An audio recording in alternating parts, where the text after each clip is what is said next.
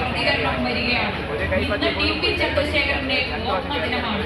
കണ്ണൂരിലേക്ക് നോക്കുമ്പോൾ പിണറായി വിജയൻ തന്നെ കണ്ണടത്ത് പിന്നിൽ നിൽക്കുന്ന കാഴ്ചയാണ്.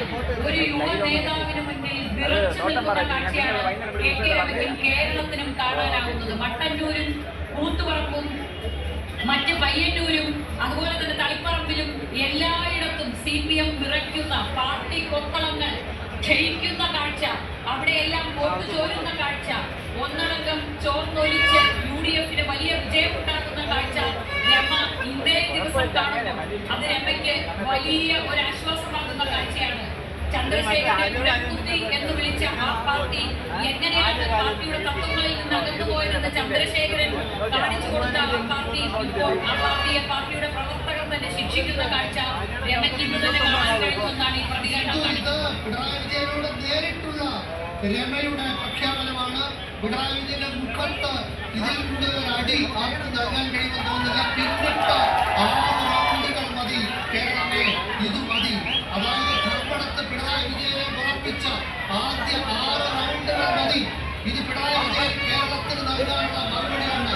ടി.പി. ചന്ദ്രശേഖരനെ മുളക്കുത്തിയെന്ന് ചാപ്പയടിച്ച് കൊല്ലാൻ ആഹ്വാനം ചെയ്തവൻ കൊള്ളുന്ന വെയിലത്ത് നഗ്നനായി നിൽക്കാൻ കഴിയുന്ന കാഴ്ച ഒരു വ്യാഴവട്ടക്കാലത്തിന് ശേഷം ചന്ദ്രശേഖരന്റെ കാണാൻ കഴിയുമെന്നാണ്. 14 വർഷം മുമ്പാണ് ചന്ദ്രശേഖരൻ കൊല ചെയ്യപ്പെട്ടത്. അതേ ദിവസം 2012 മെയ് മാസം 4-ാം തീയതിയാണ് ചന്ദ്രശേഖരൻ ടി.പി. ചന്ദ്രശേഖരൻ കൊല ചെയ്യപ്പെട്ടത്.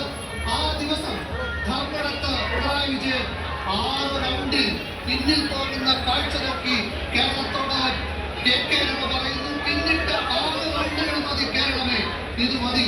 ഉലം കുത്തിയെന്ന് ചാപ്പയടിച്ച് കൊല്ലാൻ ആഹ്വാനം ചെയ്തവൻ കൊള്ളുന്ന വെയിലത്ത് നഗ്നനായി നിൽക്കുന്ന കാഴ്ച കാണാൻ ഒരു വ്യാഴവട്ട കാലത്തിന് ശേഷം ടി.പി. ചന്ദ്രശേഖരനെ കഴിഞ്ഞു. രാഷ്ട്രീയ കേരളത്തിന് അഭിവാദ്യങ്ങൾ. ഇതിനേക്കാൾ ശക്തമായ ഒരു പ്രസ്താവന ഒരു രാഷ്ട്രീയ നേതാവിൽ ഉണ്ടാവാനില്ല. ഇത് കെ രമ കേരളത്തിന് നൽകുന്ന സന്ദേശമാണ്. കേരള നിയമസഭയിൽ പിണറായി വിജയൻ മുഖ്യമന്ത്രിയായിരിക്കുമ്പോൾ പ്രതിപക്ഷത്തിരുന്ന് പിണറായിയെ ചോദ്യം ചെയ്യാൻ കെ രമയ്ക്ക് കഴിഞ്ഞു. അതവരുടെ രാഷ്ട്രീയ മറുപടിയായിരുന്നു. ഇന്ന് ആ പിണറായി വിജയനെ കേരളം UDF നേതൃത്വത്തിൽ വിറപ്പിക്കുമ്പോൾ ഇതിനേക്കാൾ ശക്തമായ മറുപടിയില്ല. കെ രമയ്ക്കും അഭിവാദ്യം. ചെങ്ങന്നൂരിൽ 5-ാം റൗണ്ട് പൂർത്തിയാകുമ്പോൾ സലീം ചെറിയാന്റെ ലീഡ് 806-ലേക്ക് താഴ്ന്നിരിക്കുകയാണ്. കഴിഞ്ഞ തവണ ഈ സമയത്ത് സലീം ചെറിയാന് ഇതിൽ കൂടുതൽ ലീഡുണ്ടായിരുന്നു. അത് കൂടുതൽ പ്രതീക്ഷിച്ചതുമാണ്.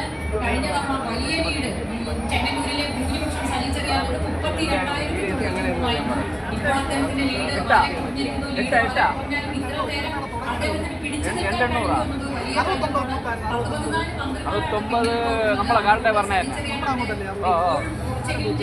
ബാക്കിയുണ്ട് എന്ന് വേണം വിചാരിക്കാൻ. പാലക്കാട് ജില്ലയിൽ LDF പട്ടാമ്പി, ഒറ്റപ്പാലം, ആലത്തൂർ, തരൂർ, നെന്മാറ, മലമ്പുഴ എന്നിങ്ങനെയാണ് LDF ലീഡ് ചെയ്യുന്ന മണ്ഡലങ്ങൾ. മാണി സി കാപ്പൻ പാലായിൽ കേക്ക് മുറിക്കുന്നുണ്ട്. അതിന്റെ വിഷ്വൽ അല്പസമയത്തിനകം ഇത് തന്നെയാണ്. കേക്ക് മുറിക്കുന്ന വിഷ്വൽ ഉണ്ട്. എല്ലായിടത്തും ആഘോഷ